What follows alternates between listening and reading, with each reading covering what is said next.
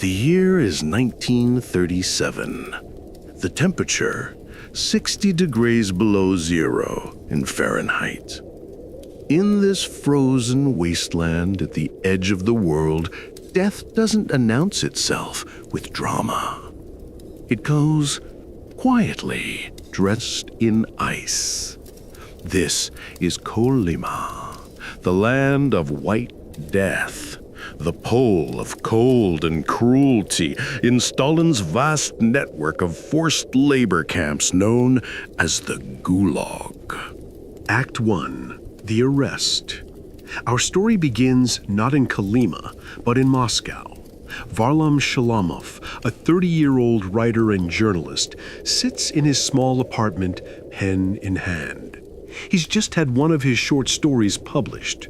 Tomorrow, he dreams perhaps another. But there will be no tomorrow as he knows it. January 12th, 1937. A knock at the door. Not the kind you answer with a smile. The secret police have come. His crime? Counter-revolutionary Trotskyist activities. In reality, he had once praised Ivan Yunin, a writer who had fled the Soviet Union. He had supported Leon Trotsky's ideas. In Stalin's Russia, this is a death sentence, or worse. Shalamov joins 18 million others who will pass through the Gulag system under Stalin's reign. 20 million, some historians say. The numbers are so vast, they lose meaning. But each number was a person. Each person had a story. Act 2. The Journey to Hell. The journey to Kolyma is itself a descent into nightmare.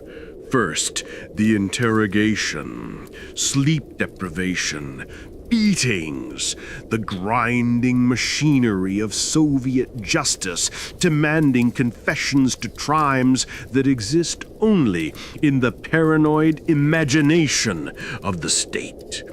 Political prisoners suffer the most, terrorized not just by guards, but by hardened criminals who see them as weak, educated prey. Then comes the train, hundreds of bodies packed into cattle cars. In summer, the heat is suffocating. In winter, the cold seeps into your bones. A hole in the floor serves as the only toilet. The soul-food salted fish, designed to torment prisoners with thirst. Many die before ever reaching the camps.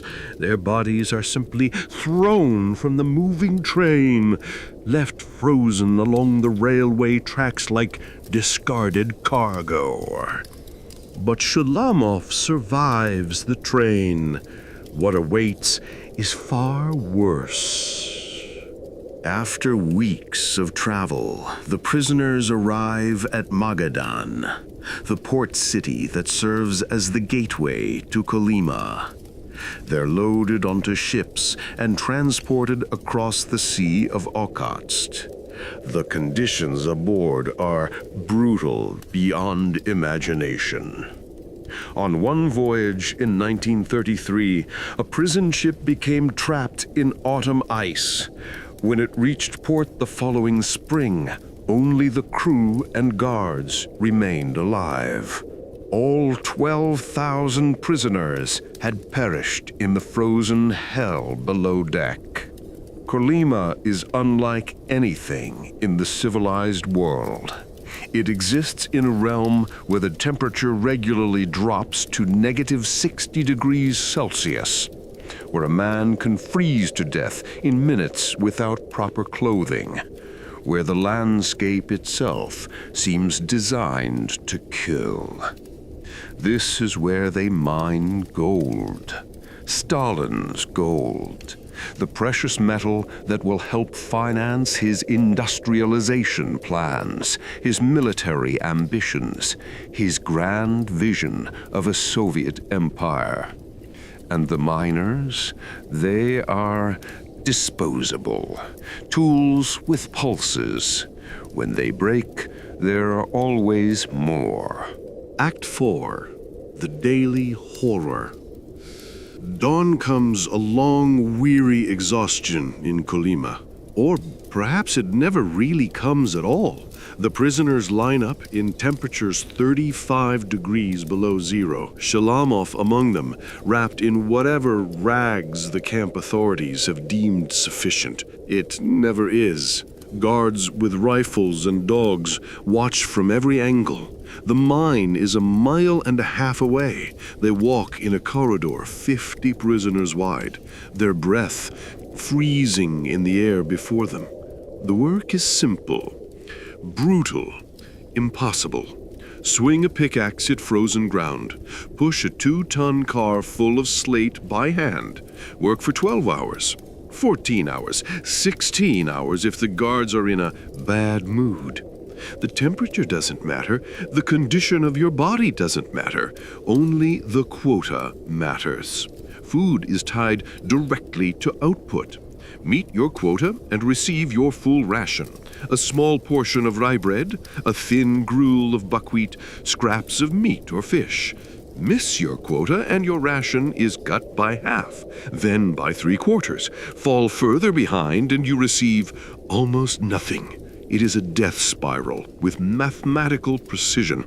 The prisoners quickly learn a terrible truth that Shalamov would later write. A man becomes a beast in 3 weeks, given heavy labor, cold, hunger, and beatings. Everything human strips away. Love, friendship, envy, mercy, self-respect. These are luxuries for another world. Here in Kolyma, there are only 3 commandments that matter. Slow, deliberate, 1 beat per word. Don't trust, don't be afraid, don't ask. Act 5. Death is everywhere. In one story Shalamov witnessed, a prisoner named Sergei ventures too far while gathering berries, precious vitamins that might be traded for an extra piece of bread. A guard shoots him in the back, kills him instantly, then fires a second shot into the air. The official story will say the first shot was a warning. It wasn't. In another instance, prisoners find a German Shepherd puppy. For a brief moment, there is something soft in this frozen hell. Something alive that isn't suffering. 2 prisoners take the dog to a tool shed. One holds it down, while the other splits its skull with an axe. They butcher it for meat. This is what Kolyma does. It takes the human and leaves something that merely resembles human form. The mortality rate tells its own story. In the broader Gulag system during the late 1930s, death rates hover between 34 and 38 per 1,000 prisoners per year.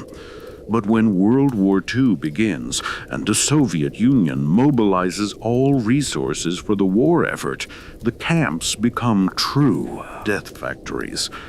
In 1942, the death rate spikes to 175 per 1,000. In 1943, it's 169 per 1,000. In the winter of 1941 alone, 1/4 of the entire Gulag population dies of starvation. In Kolyma specifically, estimates of the death toll range from 250,000 to over 1 million people between 1930 and the mid-1950s. Act 6. Survival. How does anyone survive such a place? Shalamov discovered that every prisoner had their final thing, the most important thing that helped them cling to life. For Father Zamyatin, it was prayer, even though he no longer knew which direction was east or what day it was. For others, it was the memory of a face, a song, a poem memorized long ago. For some, survival meant becoming a Gulag husband or trading sexual favors for protection. Women had it particularly hard, arrested as daughters of enemies of the state, separated from their children, subjected to the same brutal labor as men, and constantly vulnerable to assault. In 1946, near death from starvation and exhaustion, Shalamov's life changes. He becomes a medical assistant, still a prisoner, but now working in the camp hospital rather than the mines. It is the only reason he survives to see 1951. The only reason we have these stories at all. Act 7. The System. But why did the Gulag exist? What purpose did this industrial-scale suffering serve? The official answer: to provide labor for the Soviet Union's ambitious construction projects. Prisoners built the Moscow-Volga Canal, the White Sea-Baltic Canal, entire cities in the Arctic North. They mined gold, platinum, coal. They felled timber in quantities that stripped entire forests. Over 200,000 prisoners built the Moscow Canal alone. Thousands died in the process. Those canals that tourists now enjoy cruising down, they are mass graves disguised as engineering marvels. But here's the dark truth that historians agree on. The Gulag was economically inefficient. Starving, freezing prisoners wielding primitive tools are poor workers.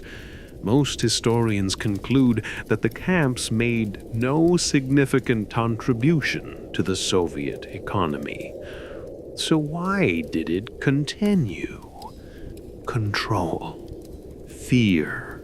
Stalin's paranoid need to eliminate any potential threat to his power.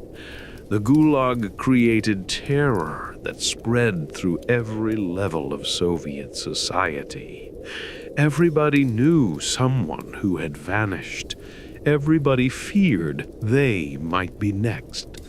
Friends betrayed friends. Children denounced parents. The machinery of repression fed itself. By the early 1950s, more than 100 camp administrations operated across the Soviet Union, managing tens of thousands of individual camps and colonies. Act 8. The Uprising. Not all prisoners went quietly to their deaths. In Vorkuta, another notorious Gulag camp in the Arctic, political prisoners went on strike in 1936. For 132 days, they refused to work. They demanded separation from criminal prisoners, an 8-hour workday, and for food rations to not be dependent on work output. On March 8, 1937, after 5 months, they received a radiogram from NKVD headquarters. All their demands will be satisfied. It was the longest strike in Gulag history.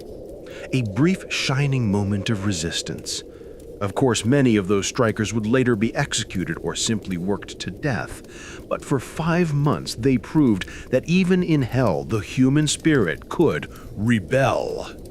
Act 9. Liberation. Stalin dies on March 5, 1953. Within months, the machinery of the Gulag begins to slow. Shalamov is released that same year, though he must remain in the Kolyma region as a medical worker for 2 more years.